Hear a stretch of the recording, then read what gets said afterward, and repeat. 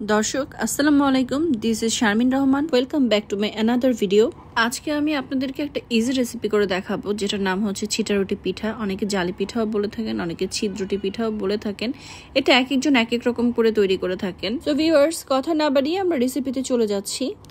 এই পিঠাটা তৈরি করতে আমরা নিয়ে নিয়েছি সুগার, তারপরে নিয়ে নিলাম বেকিং পাউডার, তারপর নিয়ে নিলাম হচ্ছে সল্ট,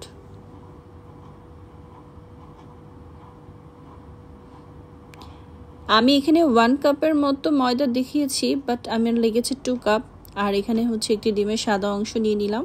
একটি বলে আমি 2 কাপ ময়দা নিয়ে নিলাম।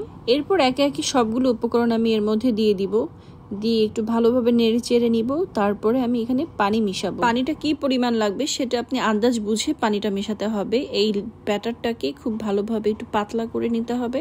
এই ব্যাটারটাতে যেন কোনো প্রকার লাম্পস না থাকে, তাই আমি এটাকে একটু ব্লেন্ডারে ব্লেন্ড করে নিব। দেখুন আমার এই ব্লেন্ডারে ব্লেন্ড করা হয়ে গেছে। ব্যাটারটা কীরকম পাতলা হয়েছে। নাও আমি একটি প্যান বসিয়ে দিলাম চুলাতে। ঠিক এরকম তাওয়ার মতো প্যানটা হতে হবে। দেন আমি এই প্যানটাতে অয়েল ব্রাশ করে দিলাম। এই ব্যাটারটা হাতের মধ্যে নিয়ে তাওয়াতে খুব এভাবে সুন্দর করে ছিটিয়ে দিতে হবে। এর থেকে আরো ভালোভাবেও ছিটানো যায়। আপনারা চাইলে বোতলের মুখে ছিদ্র করেও নিতে পারেন, বা এটার সাজও পাওয়া যায় বাজারে কিনতে।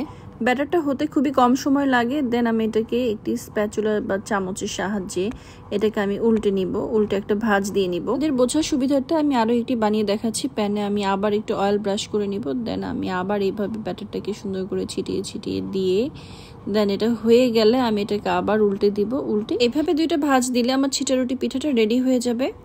এখন এটাকে সার্ভ করার পালা। এটাকে আপনি মুরগির মাংস বা গরুর মাংস যে কোনো কিছুর ঝোল দিয়ে খেলে খুবই খেতে অসাধারণ লাগবে। সো গাইস, আমার এই রেসিপিটি যদি আপনাদের ভালো লাগে তাহলে ঝটপট আপনারা বাসায় রেডি করে ফেলতে পারেন। অ্যান্ড লাইক বাটনে প্রেস করবেন আর আমার জন্য দোয়া করবেন। আল্লাহ হাফেজ।